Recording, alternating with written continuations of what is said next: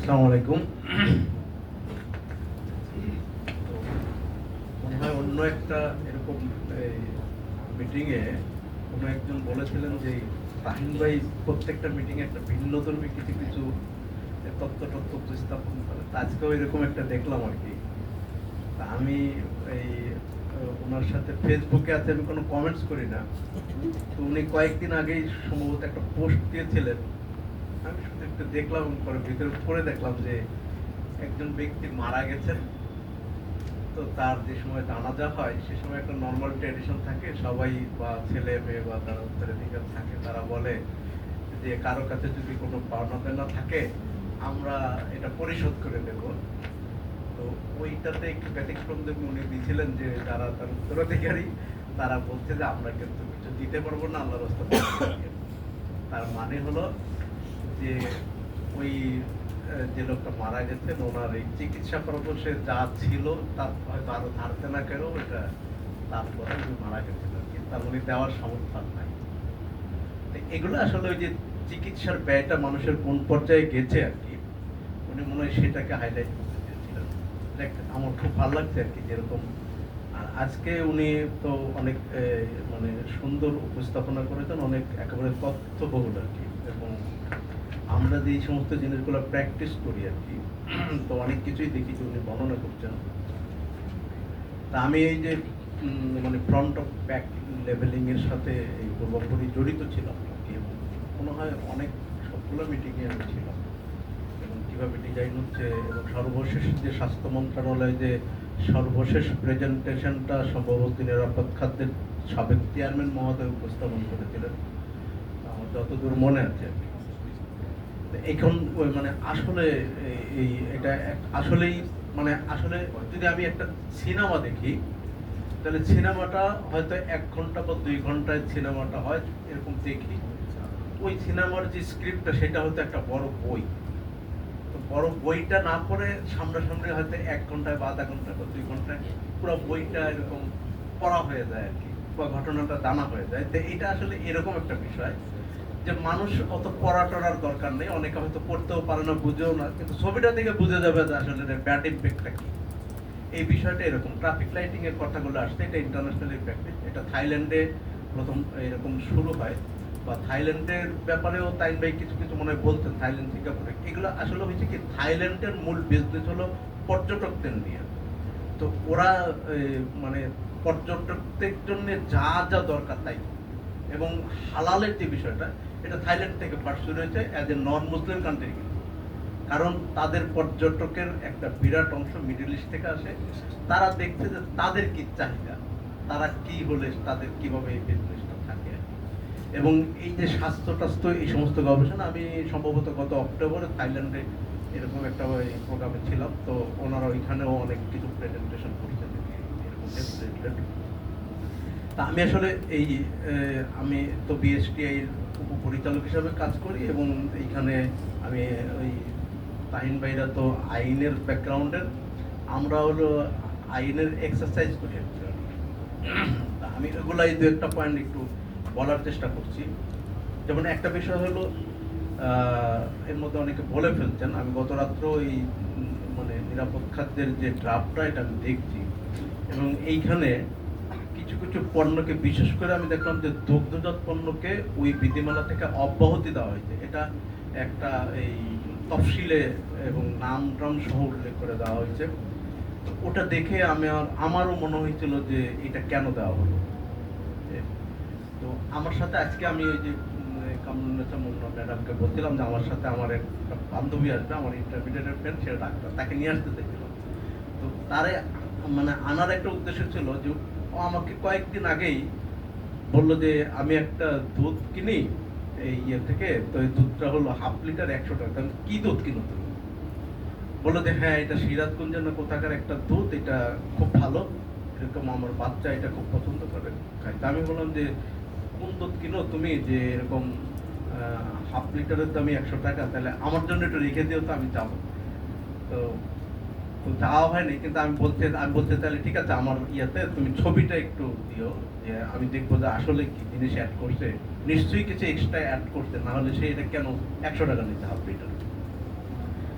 তো এই যে বিষয়গুলো আর কি, যে মানে ফুডটাকে মানুষকে খাওয়াবে আর কি যে কোনো উপায়ে, এবং তার সাথে যা কিছু অ্যাড করে মানুষকে একেবারে খাওয়ার জন্য একটা এমন একটা প্রলোভন দেখাবে যে তার মধ্যে মানুষের ক্ষতি হোক বা ভালো হোক এটা বিবেচনা বা এরকম কিছু করার ইয়ে নাই।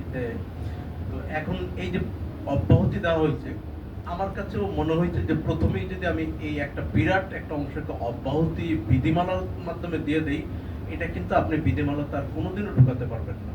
কারণ ওই এই দুধের যে মানে যারা ব্যবসার সাথে জড়িত, আমরা কম বেশি জানি, আমি পরে ওনার ইয়েতে আসবো আর কি, যে এটা অত্যন্ত শক্তিশালী গ্রুপ।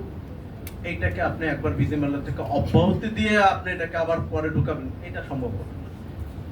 এটা আমাদের বাস্তবতা আমরা দেখছি যে ইভেন আমরা ছোট ছোট তফসিলে দিছি, সেই তফসিলগুলা মানে টেকায় রাখা অনেক কঠিন হয়েছে। আমার কাছে এটা একটা বিষয় মনে হচ্ছে। আর কোডেক্সের যে বিষয়টা বারবার আসছে, যে কোডেক্সের তো মানে অনেকটা ইন্টারন্যাশনালি রিপ্রেজেন্টেশনটা বিএসটি থেকে করা হয়, এবং প্রতি বছর কোডেক্সের মিটিংও তো অ্যাকচুয়ালি কোডেক্সটা একটা স্ট্যান্ডার্ডস হলো কম্পালসারি কিছু না, এটা অপশনাল। এবং যে কথাগুলো আসতেছে যে কোডেক্সে আছে, তাহলে আমাদের দেশের বিধিমালাতে বা আইনে দিলে এটা কন্ট্রাডিক্ট করবে কিনা কোডেক্সকে? অ্যাকচুয়ালি না। কারণ হলো রেগুলেশন কোডেক্সের উপরে, এই স্ট্যান্ডার্ডের উপরে অলওয়েজ। কোডেক্স হলো জেনারেলাইজ, যে কোনো স্ট্যান্ডার্ড, আইএসও জেনারেলাইজ, এটা কান্ট্রি টু কান্ট্রি দেশের প্রেক্ষাপটে দেশের মানে রিকোয়ারমেন্টে এটা রেগুলেশন দ্বারা এটাকে কন্ট্রোল করা যাবে। সব স্ট্যান্ডার্ডই হবে। এখন আইএসও যদি আমি 100% অ্যাপ্লাই করতে যাই আমাদের দেশে, বা কোডেক্স যদি অ্যাপ্লাই করতে যাই, এটা কিন্তু হবে না। কারণ হলো ওই ইউরোপের সাথে বাংলাদেশকে মিলানো যাবে না, বা সিঙ্গাপুরের সাথেও বাংলাদেশকে মিলানো যাবে না। বাংলাদেশের পার্সপেক্টিভে কোডেক্সের বা আইএসওর কতটুকু অ্যাপ্লিকেবল, ততটুকু আপনি আপনার আইনে বা রেগুলেশন দিয়ে তাকে বাধ্য করতে পারেন।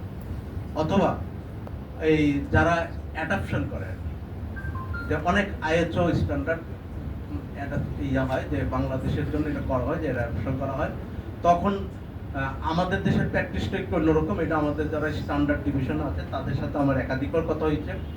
বাইরের দেশে করা হয় কি, যে আইএসও একটা জেনারেল স্ট্যান্ডার্ড বা কোডেক্স একটা জেনারেল স্ট্যান্ডার্ড, আমাদের দেশের জন্য কোনটুক অ্যাপ্লিকেবল ওই স্ট্যান্ডার্ড থেকে ওইটাকে ঠিক রেখে ওইটুক কেটে দেয় আর কি, লাল কালি দিয়ে কেটে কেটে গেলে ওইটুক বাদে এইটুক থাকবে আর কি আমাদের দেশের জন্য বা অস্ট্রেলিয়ার জন্য। আপনারা যদি সুযোগ থাকে এগুলো একটু দেখতে পারেন আর কি, যে এইভাবে। আর আমাদের দেশের প্র্যাকটিস যেটা, সেটাকে যে হবহু ওইটাকে বলে যে আইএসও এত অ্যাডাপশন, বিএসটি আইএসও এই স্ট্যান্ডার্ড। অ্যাকচুয়ালি এটা প্র্যাকটিস না, কারণ কান্ট্রি টু কান্ট্রি এটা ভ্যারি করতে পারে, মানে স্পেশাল কোনো বিষয় ছাড়া। কাজেই আইনের মধ্যে যদি আপনি কোডেক্সের প্রাসঙ্গিক বিষয় রেখে যদি আপনার রেগুলেশনসে যেমন প্রবিধানে আনছে, এটা কোনো ক্রমেই সাংঘর্ষিক হবে বলে আমি অন্তত মনে করি। দ্বিতীয় হলো যে ওয়ার্নিং। আচ্ছা, আরেকটা জিনিস বলে থাকি, তাই বলছিল যে আপনার ব্যবসায়ীদের ক্ষেত্রে কন্ট্রাডিক্ট করে কিনা, মানে ব্যবসায়ীরা কেন মানতে চায় না। ওই যে উদাহরণও দিচ্ছেন যে 3 মাস পরে ওরা বিশেষ করে ঈদের সময় দেখা গেল একটা স্লোগান অ্যাড করে ফেলে, এবং বিএসটিআইকে একটা চিঠি দিয়ে বলে যে আমরা এটা, আপনারা অবগত থাকেন, আমরা এটা কিন্তু এর মধ্যে ইন্ট্রোডিউস করতেছি ফর স্পেশালি ফর ঈদ বা স্পেশালি পূজা বা উন্মুক্ত, তারা এটা কিন্তু সহজে করে ফেলতে। কিন্তু আপনি যদি একটা এরকম ইনফরমেশন বলেন যে না এটা আপনার প্যাকেটে দিতে হবে, তাহলে সহজে রাজি হয় না। তো না, এটা রাজি হবে। আমাদের মানে প্র্যাকটিক্যাল অভিজ্ঞতা থেকে বলি, সেটা হলো আপনি ওরা মূলত ইয়ে করে যে বলে আপনি সবাই ও দিছে, আমাকে কেন নিষেধ বলে যে ওই কোম্পানি দিচ্ছে, ইউনিলিভার দিচ্ছে, আপনি ম্যারিকোকে কেন নিষেধ করেন, আপনি অলিম্পিককে কেন নিষেধ করেন। আপনি যদি সবাইকে এট এ টাইমে ইনক্লুড করতে পারেন, তাহলে এটা তাদেরকে রাজি করানো যাবে। এটা আমরা যে সময় 2021 এই প্যাকেজ বিধিমালা সংশোধন করি, সেই সময় এইরকম আমরা একটানা অন্তত 15-20 দিন রাত 8টা-9টা পর্যন্ত ওদেরকে বলছি তোমার সমস্যা কি তুমি বলো, আমরা এখানে ওপেন ডিসকাশন করবো, তোমার সমস্যা না হলেই তো হলো, এবং আমরা যদি সঠিক ব্যাখ্যা দিতে পারি তাহলে তুমি সেটা মেনে নেবে। এবং মেনে নেওয়ার পরে আমি বলছিলাম যে এটাতে তোমরা সাইন করে দিয়ে দাও। তো পরবর্তীতে আমার যে পরিচালক মহোদয় ছিলেন উনি আবার এখানে একটু রিল্যাক্স হয়ে গেলেন, এবং পরবর্তীতে দেখি ওই সভা থেকে যেসব আবার মন্ত্রণালয়ের মিটিংয়ে গেছে বলছে যে না ওইখানে আমরা বলিনি। তা আমি বলছিলাম যে এই কারণেই তো আমি বলছিলাম যে সিগনেচার করে দিয়েছেন এই ড্রাফটে, ড্রাফট আপনারা যে এটার সাথে সম্মতি প্রকাশ করতেছেন এটা সিগনেচার করে দিয়েছেন। তো আচ্ছা আরেকটা জিনিস বলি যে দুধের ক্ষেত্রে, সেটা হলো যে আমাদের 26-এর বিধিমালাতে একটা জিনিস একটা দেওয়া আছে, যে সংশোধনী দেওয়া আছে, যে বিশেষ করে আমদানিকৃত পণ্যের ক্ষেত্রে, এবং স্পেশালি এটা শুধুমাত্র গুঁড়া দুধকে ফোকাস করেই এটা রাখা হয়েছিল। এটা এই বিভিন্ন থেকে বাদ দেওয়া হয়েছিল এই ইম্পোর্টারদের আবেদন এর প্রেক্ষিতে। পরবর্তীতে আন্তঃমন্ত্রণালয় মিটিংয়ে এটা পুনরায় ইনক্লুড করা হয়েছে যে আমদানিকৃত পণ্য পুনঃমুদ্রণের ক্ষেত্রে আমদানি সংক্রান্ত তথ্য ও কাগজজাতি অনুযায়ী আমদানির তারিখ দিতে হবে। আপনার যেটা হয় দুধের ক্ষেত্রে বিশেষ করে, যে এরা বাল্ক অ্যামাউন্ট ইম্পোর্ট করে এবং ইন্টারন্যাশনাল মার্কেটে মনে করেন যেগুলোর ডেট শেষ হয়ে যায় সেটা কম দামে সেল করে দেওয়া, অল্প কিছুদিন মতো ডেট আছে, তখন এগুলোর প্রাইস কমায় দিলে আমাদের দেশের লোকজন এগুলোকে কিনে নিয়ে আসে, এনে এখানে এনে ওইটা রিপ্যাকিং করে, ওই যে পুনঃমুদ্রণ করে। তো যদি তার লেভেলে প্যাকেটে এটা ঢুকায় ফেলে তখন তার ইচ্ছা মতো সে আবার এরকম টেট বসায় দেয়। আর ইন্টারেস্টিং হলো যে আমরা কেনার সময়, পণ্য কেনার সময় আমরা কিন্তু ওই মেয়াদ উত্তীর্ণের তারিখে দেখি। দুইটা শব্দ আছে নিরাপদ খাদ্যের প্রতিষ্ঠান আছে, একটা হলো যে বেস্ট বিফোর আর একটা হলো ডেট অফ এক্সপায়ারি। তো এখন ওরা ওই যে এই মানে ডেট অফ এক্সপায়ারিটা ইচ্ছা মতো বসায় দেয়, কারণ ওই প্রোডাক্টের আমদানির তারিখ প্যাকেটের মধ্যে লেখা বা বাধ্য করার সুযোগ নাই, কারণ তাকে তো ইনফরমেশনটা দিতে হবে যে তুমি এটা সেনসিটিভ পণ্য নিয়ে আসছো, এই পণ্যটা তোমার আসলে ওইখানের মেয়াদ কতদিন ছিল, তো এটা তো তোমাকে উল্লেখ করতে হবে, কারণ ওই মেয়াদটা তো তার ব্যক্তি না, মেয়াদটা হলো যে ম্যানুফ্যাকচারিং করছে যারা উৎপাদন করছে তাদের। যাই হোক, এটা তাদেরকে এই মানাইতে মানে বহুত কষ্ট হয়েছে আর কি, তারা ওইখানে অনেক বিরোধিতা করতে যে আমরা এটা দেবো না, এটা দেওয়া সম্ভব না, এটা এই কারণে দিলে এই হবে, অমুক হবে, তমুক হবে, বিভিন্ন বিষয়। তো এই জন্য দুধ জাতীয় পণ্য যে ওই প্রস্তাবিত প্রবিধানমালায় অব্যাহতি দেওয়া হয়েছে, সেইখানে তারা ওই পাবে মানে ইনকাউরেজ হবে, ঠিক আছে এরকম। আরেকটা জিনিস আছে যে ওই যে লাইন ভাই অবশ্যই মানে খুব সুন্দর করে ব্যাখ্যাও করতেছে যে মূল পদ্ধতিটি ব্যাখ্যা করতেন, মূল পদ্ধতিগুলো ছবি সহ ব্যাখ্যা করতেন। এখন কোথায় দিতে হবে, তো উনি এটাও বলছেন যে আসলে আপনাকে এই স্পেসিফাই করে দিতে হবে, তোমাকে এই এই রিজিয়নের মধ্যেই দিতে হবে, না হলেও এমন জায়গায় দিয়ে দেখবে যে ওই স্যার বললেন না যে মাইক্রোস্কোপ দিয়েও দেখা যাবে না, বলছে দিচ্ছি আইনে আছে আমি দিচ্ছি, আপনি দেখেন কিন্তু কোথায় দিতে হবে। এইখানে এই বিধিমালায় তো একটা ইয়ে আছে যে পণ্যের পরিচয় বা নাম নিট পরিমাণ মূল প্রদর্শনী প্যানেলে ব্র্যান্ড নেমের যথাসম্ভব সন্নিকটে বাংলায় উল্লেখ করতে হবে, এটা বাধ্য করে দেওয়া আমাদের আপনি ভিডিওটা নেবেন যে এটা কোথায় কোন জায়গায়, ঠিক আছে তোমার ব্র্যান্ড নেম যেটা তার কাছে দাও। তো আমাদের দেশের প্র্যাকটিস না, এটা ওয়ার্ল্ডেরও প্র্যাকটিস, প্রোডাক্ট আসলে বিক্রি হয় হলো আপনার ব্র্যান্ড, মানে কোম্পানির নামের থেকে ব্র্যান্ডের নামটা বেশি হাইলাইট, এবং মানুষ কিনেও যে বলে যে এই যে এই ওইটা এই ব্র্যান্ডের নাম বলে, কোম্পানির নাম বলে না যে এইটা দেন, এইভাবে মানুষ অভ্যস্ত হয়ে গেছে। কোনো ধরনের ওষুধের ক্ষেত্রে না পাতে না পা কোন কোম্পানি এটা জানে না, এরকম আর কি, এটা প্র্যাকটিস হয়ে গেছে। তো কোনো একজন আলোচক উনি ভালো করে বলছেন যে আমরা চাই বা আমাদের দরকার যে আমি কে যেন বললো যে ম্যাটামো করছে যে আমি প্রতিদিন কত ক্যালোরি খাই, টাইম বয় বুঝছি কত ক্যালোরি খাই তার হিসাব রাখি না।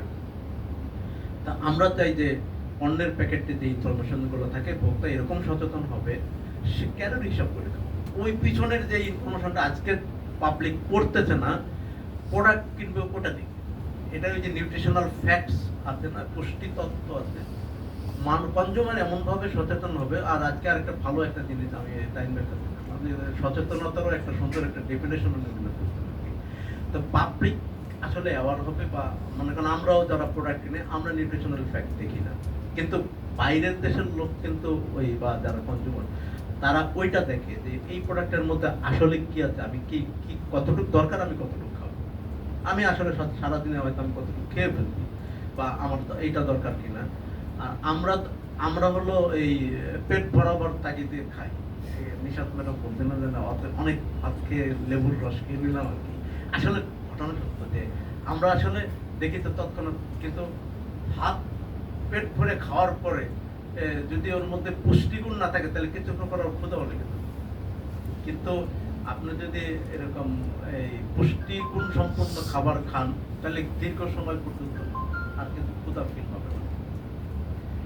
আমি মাঝে মাঝে আমি অনেকদিন ধরে চিন্তা করতাম যে আসলে আমরা বলি যে ফাস্ট ফুড খাই, ফাস্ট ফুড খেয়ে, তা আমি চিন্তা করতাম যে এই শব্দটা ফাস্ট ফুড কেন, এই শব্দটা ফাস্ট কেন। বাইরে ইউরোপের দেশে বিশেষ করে আমি দেখি যে ওদের দেশে কিন্তু রান্না টান্না হয় না, ওরা সবাই বাইরের খাবার, ওরা এটাকে ঝামেলা করে। তো ওই জন্য ওরা ফাস্ট ফুড খায়। মানে কি ফাস্ট ফুড মানে আমি যেটা বুঝছি আর কি, সেটা হলো যে তুমি তো খেয়ে নেওয়া যাবে, কোনো পরিশ্রম নাই, নিলাম। তা আমাদের দেশেও এই বিশেষ করে প্যাকেটজাত খাদ্য মানুষ যেমন গ্রহণ করি, এটা মানে উঠবেই, এটা কেউ দেখি না, ওজন করি না, জানি না, বুঝি না যে এটা যেহেতু প্যাকেটে আসছে রিপ্লেসের ফুড, এটাতে মানুষ প্রতারণা করবে। কিন্তু এই যে মনে করেন যে একটা প্রোডাক্টের নাম বললেন যে এই আছে আপনাদের ইয়েতে আছে যে মনোসোডিয়াম গ্লুটামেট। এই মনোসোডিয়াম গ্লুটামেট আমরা মনে করেন চাইনিজ রেস্টুরেন্টে এটা দেখি নীরবে নিভৃতে ব্যবহার হয়ে যাচ্ছে, এবং আমরা মনে করেন যারা ছোট্ট কুমুক এটা খাই, এটাতে কি পরিমাণ ব্যবহার হচ্ছে, এটা কিন্তু মোটামুটি ভাবে একটা নিষিদ্ধ পণ্যের তালিকায় ওয়ার্ল্ড ওয়াইড। এটা হলো আমরা বলি কি জানি টেস্টিং সল্ট হিসাবে আমরা খেয়ে নিচ্ছি। এইটাতে কি পরিমাণ হ্যাঁ, তো এগুলাতে মনে করেন যে এটার প্রথম আমাদের দেশে শুরু করে হলো মনোসোডিয়াম গ্লুটামেটের, আমার যতদূর মনে পড়ে আজিনা মতো, এটা একটা জাপানিজ কোম্পানি ছিল।